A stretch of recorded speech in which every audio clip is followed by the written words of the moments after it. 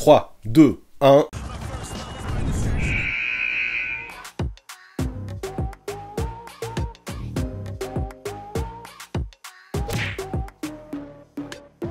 Salut à tous, comment ça va? Ouais, moustache, cheveux blonds, les sub-goals sur Twitch, ça commence à aller beaucoup trop loin. Heureusement que c'est pour la bonne cause. Parce que ouais, grâce à vous, la cagnotte là que je suis en train de réaliser pour le Movember est en train d'exploser littéralement, et je trouve ça trop cool. On en est déjà à plus de 250 balles que je vais reverser aux associations qui luttent contre les maladies masculines, et vraiment je suis super fier de moi et super fier de vous. Alors blond ou non, moustachu ou non, je vous remercie vivement pour vos gestes, et je ne vous cache pas que j'espère bien que d'ici fin novembre, on va continuer à faire tout péter.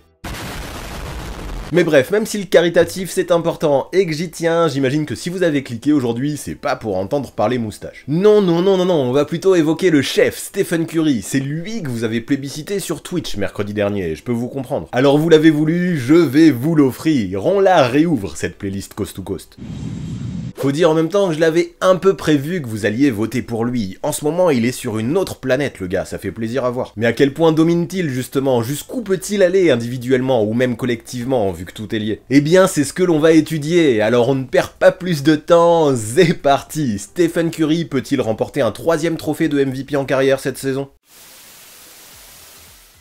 Allez, comme d'hab, vous connaissez, même si je ne vais pas en faire des tonnes, je tiens à ce qu'on commence par planter le décor. Bon, de toute façon, Stephen Curry, vous le connaissez bien, j'imagine, non? Et puis c'est pas comme si c'était la première fois que j'abordais son cas sur cette chaîne. Alors ce qu'on va retenir surtout, c'est qu'en 2015 et en 2016, le meneur a terminé MVP, notamment grâce à une adresse à 3 points insolente qui lui a permis probablement d'être considéré comme le meilleur shooter all-time, rien que ça. Dans quelques semaines d'ailleurs, il devrait passer la barre fixée par Ray Allen et devenir le joueur qui a mis le plus de triples dans toute l'histoire de la Grande Ligue, afin d'appuyer encore plus ce statut. Déjà, rien qu'en sachant ça, on se rend compte qu'on a un sacré client. Bon, sur les saisons d'après, jusqu'en 2019, ses stats ont un petit peu baissé, mais il y a des raisons à ça. Avec l'arrivée de Kevin Durant dans l'équipe, Steph a davantage dû partager ses tickets shoot, et rester dans la course au MVP devenait compliqué. Mais peu importe, car dans le sport collectif, les trophées individuels comptent peu finalement, et le plus important pendant cette période est probablement d'avoir pu remporter une 2e puis une 3e bague de champion à ajouter à un palmarès déjà bien rempli. Maintenant, soyons totalement francs et parlons encore des années qui ont suivi, qui elles ont été plus difficiles. Déjà, Kevin Durant, après sa rupture du tendon d'Achille lors des finales 2019 perdues face aux Raptors, a décidé de faire ses valises, direction Brooklyn pour lui. Ensuite, et c'est probablement ça le pire, son bro de toujours Klay Thompson, autre moitié des Splash Brothers, a enchaîné les croisés et le tendon lui aussi, et est absent désormais depuis près de 2 ans et demi. Ça pique quand on voit à quel point des deux côtés du terrain, les deux gars étaient complémentaires. Le plus dramatique dans tout ça, Stephen Curry se pète la main au bout de 5 petits matchs lors de la saison 2019-2020 et les Warriors terminent avec le pire bilan de toute la conférence Ouest. Là, vous commencez à vous en douter, beaucoup pensent que c'en est terminé de l'ère des Warriors, qu'on peut tourner une page et on peut vraiment comprendre tout ça. Et puis il faut le dire, même la saison passée, la saison 2020-2021, le chef a eu beau briller individuellement et battre des records en carrière comme celui des points qu'il a monté à 62, tout restait trop compliqué. Dans une équipe toujours privée de clés, où les fits ne semblaient pas très bons, les Warriors ont échoué aux portes des playoffs. Alors fallait-il vraiment définitivement tirer un trait sur le passé victorieux de la franchise californienne? Ouais, franchement on aurait pu le croire. C'est ce que vous pensiez d'ailleurs il y a encore peu de temps, dans une vidéo d'avant-saison que j'avais sortie, dans laquelle je m'étais montré plutôt enthousiaste pour cette campagne des Warriors, beaucoup dans les commentaires ont clairement affiché qu'ils n'y croyaient plus à cette équipe. Et je captais. Ben ouais, tout est une question d'opportunité dans la Grande Ligue. Et là, la fenêtre semblait quand même fermée.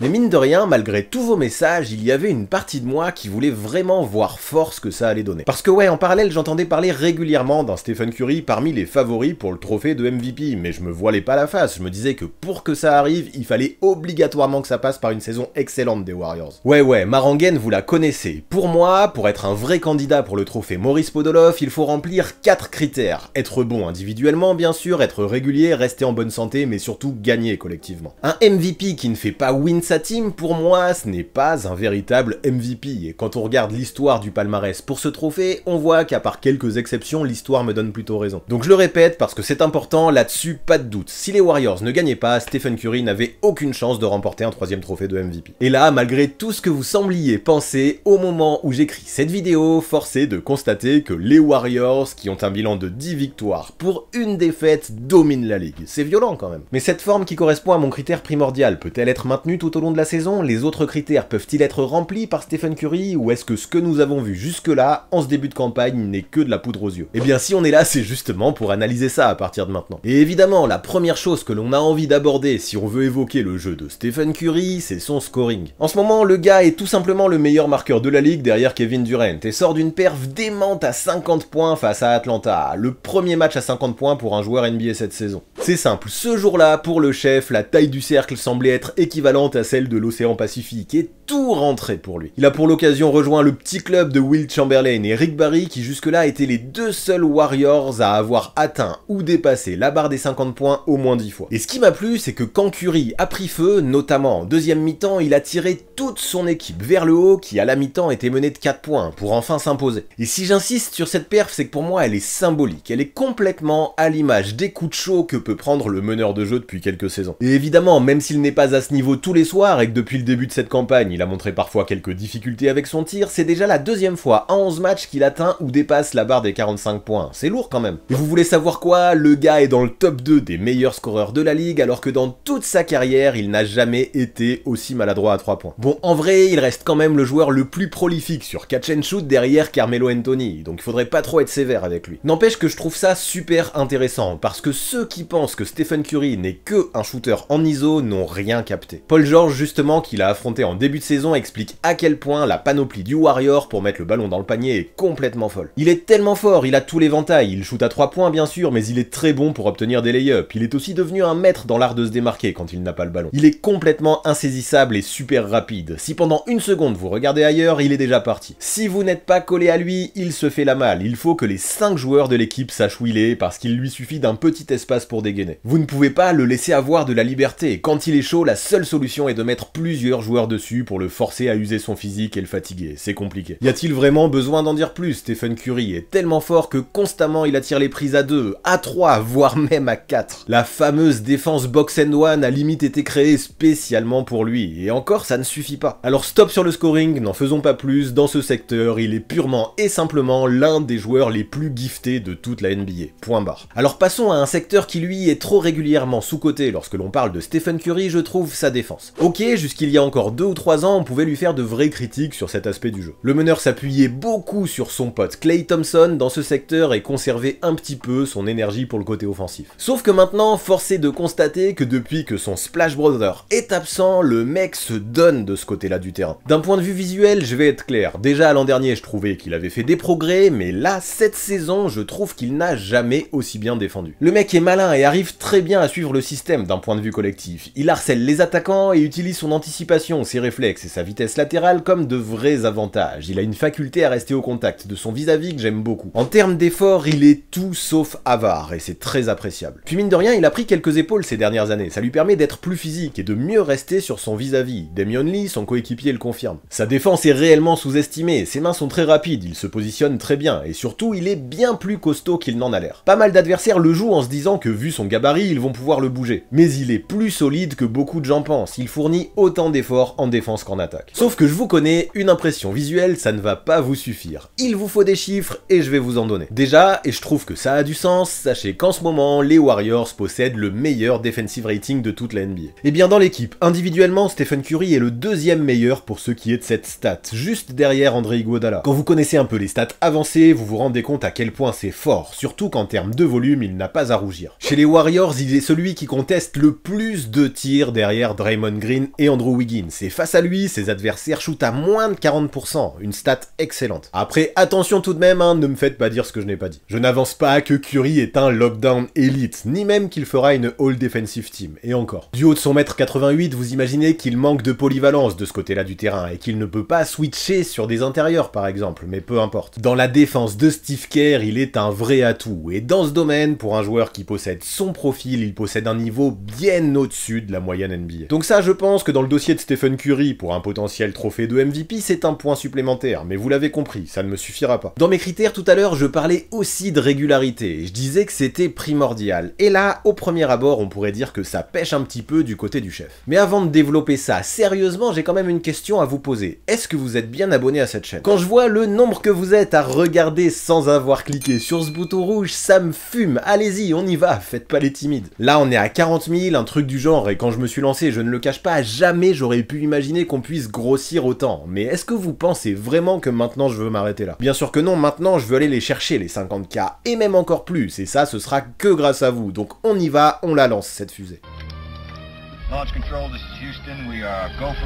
Mais bref, je me calme, et maintenant que vous avez cliqué sur ce bouton, maintenant que la fusée a pris la direction des étoiles, on va repasser à la régularité de Stephen Curry. Depuis le début de la saison, son adresse est sur courant alternatif, et ça se ressent sur son scoring. Ok, il peut mettre 50 points parfois, mais d'autres soirs, comme face aux Hornets, il pourra n'en mettre que 15 à 30% de réussite au tir. En termes de constance, on a vu mieux. Pire encore, ses chiffres dans le dernier quart, pour ce qui est du scoring ou du shoot, n'ont jamais été aussi mauvais. Lors de la seule défaite de la saison des Warriors, jusque-là, face aux Grizzlies, c'est bien Stephen Curry qui rate le game winner. Dommage. Alors je sais bien que juste avant, il en a rentré un de tir, mais il a été refusé pour une faute sifflée au préalable. Alors peu importe, quand ça a compté, Stephen Curry s'est troué. Et puis ce jour-là, même s'il a mis 36 points, moi je me rappellerai aussi qu'il a tiré à 11 sur 29, ce qui est très loin d'être ouf. Cette maladresse lors des 4e quarts a été un petit peu le symbole du tout début de saison du meneur, et ça a commencé dès le season opener face aux Lakers. Alors on pourrait se poser quelques questions. Est-il trop fatigué lors des fins de rencontre parce qu'il donne trop avant? Il n'en a pas l'air, et il semble avoir une bonne condition physique, mais on ne sait jamais, ça se pourrait vu tout ce qu'il fournit. De plus, les défenses dans ces moments-là se resserrent complètement autour de lui, en mode tenaille, et ça pourrait donner une autre explication. Les équipes adverses ne le lâchent pas, elles envoient plusieurs mecs sur lui et font ce qu'elles peuvent pour le ralentir. Je pense que parfois il travaille trop tout seul pour se créer ses tirs en fin de match, mais cette année nous avons une équipe différente, avec plus de playmaking et plus de shoot. Alors je pense que quand tout le monde se fera confiance et se connaîtra mieux, les choses se régleront d'elles-mêmes. Ce que dit le tacticien est intéressant. Pour le moment, Steph se met peut-être trop en mode hero ball lors des fins de rencontre, et évidemment il est attendu. Plus il trouvera ses coéquipiers, plus les défenses le lâcheront, et plus les défenses le lâcheront, plus il retrouvera son adresse, c'est QFD. Mais du coup, peu importe les excuses, dans ce domaine, ça semble réglé. La case de mon critère, elle paraît difficile à cocher. Si Curry n'est pas constant un match après un autre et connaît des baisses de réussite dans le money time au moment où ça compte le plus, c'est compliqué quand même de dire qu'il est régulier, ça je l'admets complètement. Sauf que vous allez croire que je fais une nouvelle pirouette, mais pour moi, la régularité ça va plus loin que ça. Il ne s'agit pas que de mettre des shoots ou que de mettre des points, il s'agit d'avoir un impact soir après soir pour aider son équipe à choper la win, quel que soit le moyen dont on impacte le jeu. Et là-dessus, est-ce qu'on peut reprocher quoi que ce soit et jeter la pierre à Stephen Curry? Eh bien, je dirais que non, et pour ça, des exemples, j'en ai à l'appel, à commencer par le tout premier match de cet exercice face aux Lakers. Ok, le chef n'a tiré qu'à 5 sur 21 ce soir-là, mais en parallèle, il a compilé un triple-double, il a défendu fort et il a participé à la victoire autrement. De plus, grâce à son agressivité vers le cercle, il a provoqué pas mal de fautes et a terminé à un joli 9 sur 9 au lancer franc pour un total de 21 points qui est très loin d'être naze. De toute façon, il n'y a qu'à regarder les feuilles de match pour se rendre compte que le meneur en ce moment est plus complet que jamais. Désormais, il prend autant de rebonds qu'il ne délivre de passes, avec 6,5 de moyenne dans les deux secteurs, tout en étant dans le top 20 de la ligue aux interceptions et en posant plus de contres qu'il n'en a jamais mis dans toute sa carrière. Mais revenons quand même à ses rebonds parce que c'est ce qui m'impressionne le plus pour un joueur de son gabarit. Lorsqu'il est sur le parquet, il prend plus de 10% des rebonds possibles et s'affiche comme le deuxième meilleur rebondeur de sa team derrière Draymond Green. C'est plutôt pas mal, non? Ouais, dans cette équipe des Warriors, le meneur de jeu prend plus de rebonds que Kevon Looney qui certes joue moins mais quand même joue pivot. Puis je veux revenir à ses 50 points face aux Hawks aussi. Alors ok, vous allez croire que je force un peu vu comment j'insiste sur ce match. Mais ce jour-là, en plus de cette marque, il a délivré 10 passes décisives, pris 7 rebonds, intercepté 3 ballons et posé un contre. Si 9 autres fois dans sa carrière Curry avait atteint ou dépassé cette marque, jamais il n'avait été si complet. Et tout ça, il l'a fait en seulement 35 minutes de jeu. C'est quand même un truc de malade. Alors ok, le shoot de Stephen Curry n'est pas forcément tous les soirs au rendez-vous, mais est-ce que c'est si grave? Est-ce que ce n'est pas finalement le quotidien de tous les shooters? Et est-ce que ça veut dire qu'il est obligatoirement irrégulier? Eh bien, je ne pense pas, car tous les soirs, en pesant dans d'autres secteurs, le chef aide sa team à win. Et pour moi, c'est la marque des plus grands joueurs. Et allez, vu qu'il y a toujours des dubitatifs, si vous avez besoin d'une dernière preuve, en voilà une. Regardez la colonne du plus-minus. Actuellement, dans ce domaine, le meneur affiche un magnifique plus 12,22 et est tout simplement le meilleur de toute la ligue pour cette statistique. J'espère bien qu'avec tout ça, vous comprendrez que l'impact de Stephen Curry lorsqu'il est sur le parquet pour aider sa team à dominer va bien au-delà de ses shoots réussis et de ses points marqués. Surtout que ce que je me dis, et c'est plutôt effrayant, c'est que son shoot va finir par se régler. Tout ça notamment en raison d'un mental exceptionnel. En termes d'éthique de travail, Stephen Curry est un monstre, et ne pensez pas que parce qu'il est déjà probablement considéré comme le meilleur shooter all-time, ça lui suffise. À la propre demande du chef, son coach perso Brandon Payne l'été dernier a changé sa méthode d'entraînement et l'a amplement durci. Désormais, mettre des shoots lors des workouts ne suffit pas, une technologie de tracking est utilisée, et si le ballon ne rentre pas en swish, la tentative est considérée comme ratée. Il doit shooter dans 12 zones ou conditions différentes et ne peut pas en changer tant qu'il n'en a pas rentré 10 de suite, pour des sessions qui cet été duraient parfois plus de 3 heures. C'est fou, toujours plus. Non seulement, avec ses drills, il continue à travailler ses tirs, mais en plus, il bosse sa condition physique de manière complètement hallucinante. Je n'ai pas le chiffre, mais quand je sais qu'il faisait cet exercice 5 fois par semaine cet été, ça me laisse bouche bée le nombre de shoots qu'il a dû tenter. Mais le meilleur dans tout ça, et j'en reviens au mental, c'est l'ego et la fierté du mec. Lorsque Payne est dur avec lui, en lui disant qu'il traîne trop pour terminer sa séance, il réveille l'instinct de tueur de Stephen Curry. Visiblement, ça lui est arrivé, après une remarque qui l'a vexé, de rentrer 20 swish consécutifs, histoire de boucler la séance le plus tôt possible. Le mec, en termes de mental, de travail et d'adresse, est juste un extraterrestre, j'ai pas d'autres mots. Et ça obligatoirement, quand on affiche une telle attitude, ça ouvre des portes lorsque l'on veut devenir MVP. Mais un autre critère que j'avançais pour obtenir ce trophée, c'était la santé. Si tu ne joues pas un minimum de 60-65 matchs sur un total de 82, ça devient chaud de revendiquer un tel honneur. Et à 33 ans, avec un historique de blessures qui n'est pas forcément rassurant, Stephen Curry peut forcément soulever quelques interrogations. D'ailleurs, il suffit de regarder les Warriors pour s'en rendre compte. Steve Kerr fait ce qu'il peut pour gérer les minutes de son meneur autant qu'il le peut. Contre Memphis, quand les Warriors ont perdu, Curry n'a retrouvé le terrain qu'à 4 petites minutes de la fin du 4e quart-temps. C'est très court pour retrouver un rythme. Il avait joué 19 minutes sur 24 en première mi-temps, c'est beaucoup, et je voulais absolument qu'il se repose. Il a fini, évidemment, avec la prolongation à presque 41 minutes de jeu, et nous n'avons pas besoin de cela. Sur les 82 matchs, nous devons bien gérer ces minutes, ce sera primordial. Alors bien sûr, il est possible de voir le verre à moitié vide, en se disant que maintenant, Stephen Curry est à un âge où il a besoin d'être load managé, mais voyons aussi le revers de la médaille. Le staff des Warriors est conscient de ça, il fait attention, et ce sera forcément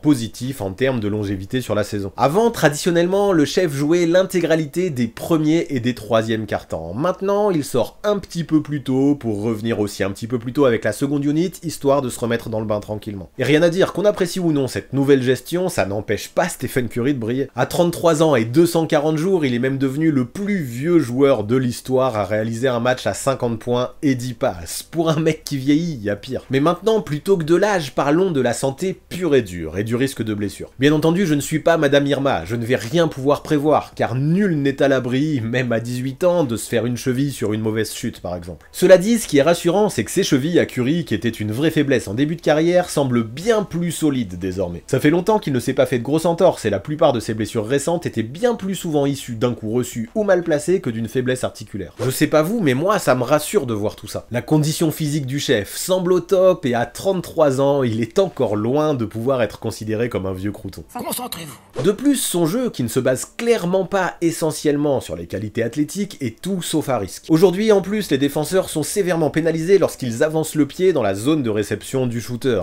Et ça, encore une fois, ça protège Curry. Donc évidemment, je ne vais rien promettre dans le domaine de la santé, mais il y a quand même pas mal d'astres qui s'alignent, j'ai l'impression, pour pouvoir rester optimiste. Et puis je me dis aussi que si les Warriors, qui suivent son dossier médical de très près, ont décidé de prolonger le meneur jusqu'à ses 38 ans pour une somme pharaonique, c'est aussi qu'ils doivent avoir quelques garanties. Curry, qui a plusieurs fois annoncé vouloir s'inspirer de la longévité de Tom Brady, semble encore au pic de sa carrière, et j'aime ça. Du point de vue de la santé, je ne m'en fais pas plus que ça, et si ça se maintient, pas mal de cases pourraient être cochées dans la quête du MVP. Sauf que tout ça c'est génial, mais jusque-là, nous n'avons pas encore abordé mon critère primordial. Même si toutes ces cases continuent à être cochées à 100%, Curry ne finira jamais MVP si les Warriors ne sont pas, disons, top 3 à l'ouest. Et pour le moment, je ne vais pas vous mentir, sur tout ce que l'on a vu depuis le début de cette saison, il y a de quoi être hypé. L'équipe, on l'a dit, à ce jour possède le meilleur bilan de la ligue, mais aussi la meilleure défense et la 3e attaque. Ça va, non? Les arrivées de Nemanja Bjelica, Otto Porter et André Iguodala, tout comme les progrès de Jordan Poole et Damian Lee, font un bien fou à cette team. Cette saison, la balle circule, les solutions sont nombreuses, la profondeur est intéressante, et cette équipe présente un vrai collectif. Mieux encore, des deux côtés du terrain, cette team est morte de faim, se bat sur tous les ballons, et les joueurs jouent avec le sourire. C'est un vrai groupe qui paraît énormément apprécié d'évoluer ensemble. Gros big up à tout le coaching staff pour avoir permis cette alchimie dans le jeu. Les loups sont dans la bergerie. Et ce qui est encore mieux là-dedans, c'est que les spectateurs du Chase Center semblent apprécier. L'ambiance là-bas, ça commence à devenir quelque chose, même si on est encore loin de l'Oracle Arena. Le public pousse ses joueurs et ces derniers le lui rendent bien. C'est vraiment cool à voir. Alors qu'à la base, je ne suis pas vraiment fan de cette team, je dois l'avouer, à chaque fois que je les ai vus jouer cette saison, notamment à domicile, je me suis régalé. Comme s'il y avait besoin de me rajouter des bonnes raisons pour les regarder, ces Warriors. Nous avons des gars qui comprennent le basket, basket et qui savent comment jouer. Même si cela ne fonctionne pas à chaque fois, il y a toujours de bonnes intentions dans ce que nous faisons. Nous essayons tous de faire les bonnes choses, et nous comprenons la philosophie qui doit être la nôtre pour nous créer des tirs, sans jamais oublier les principes défensifs sur lesquels nous nous appuyons chaque soir. Il reste encore beaucoup de matchs, mais je ne suis pas du tout surpris par la façon dont nous arrivons à réaliser de bonnes séquences de basket tous ensemble. Tout ça c'est génial, hein, fabuleux même, ça m'enthousiasme, mais après restons un petit peu plus réalistes avant de trop nous enflammer. Jusque-là, l'équipe de Golden State a connu un calendrier très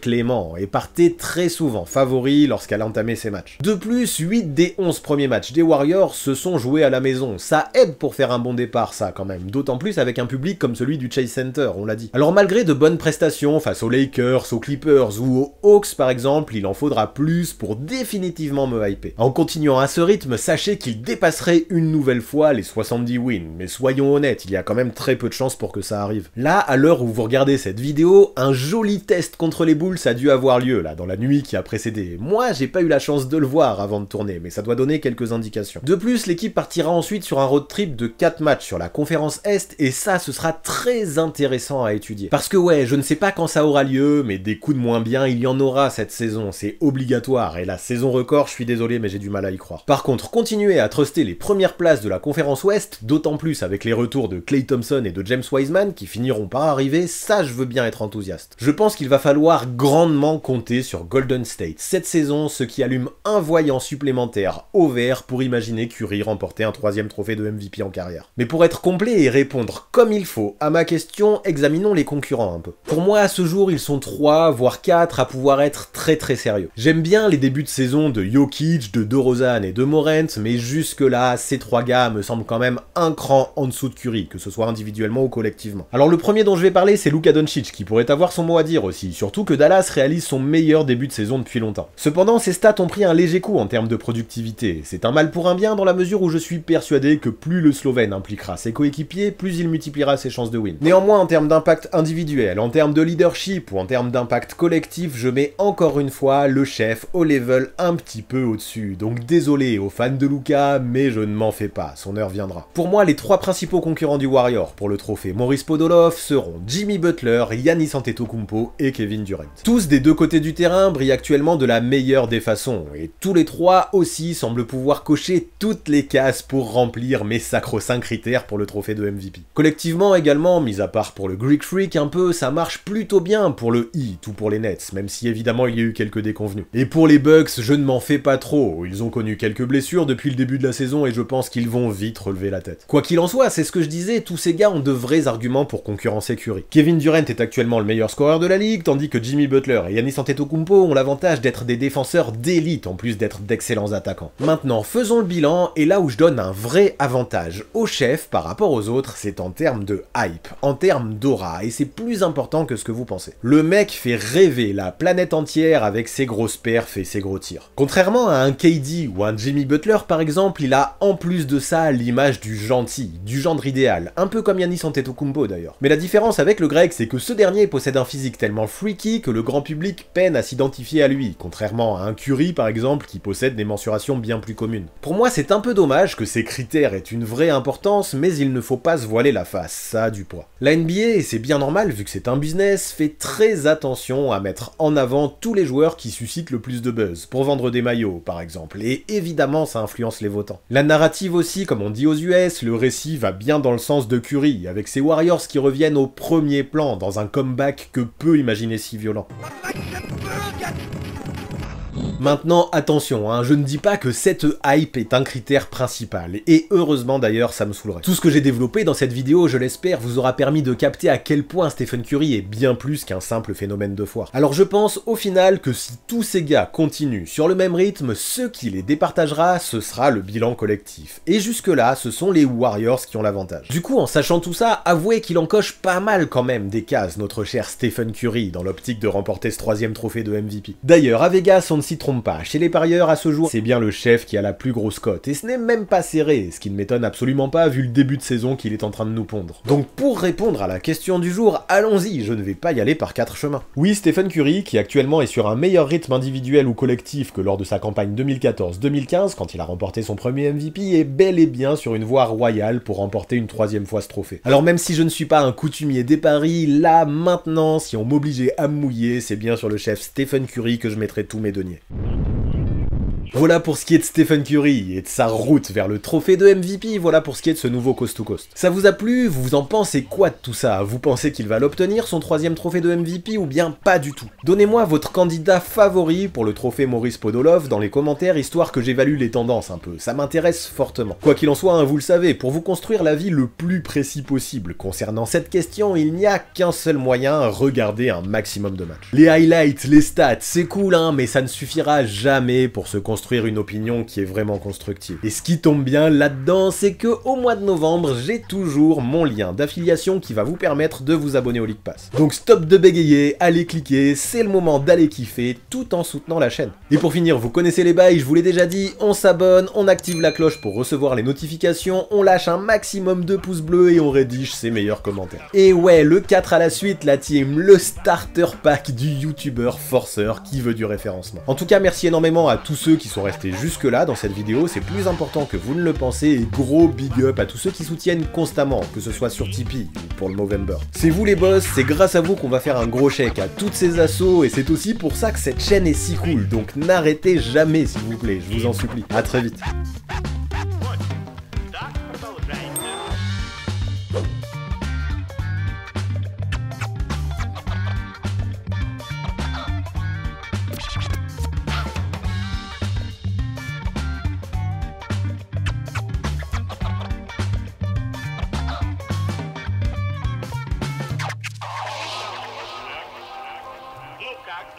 Стали крупными. Отлично.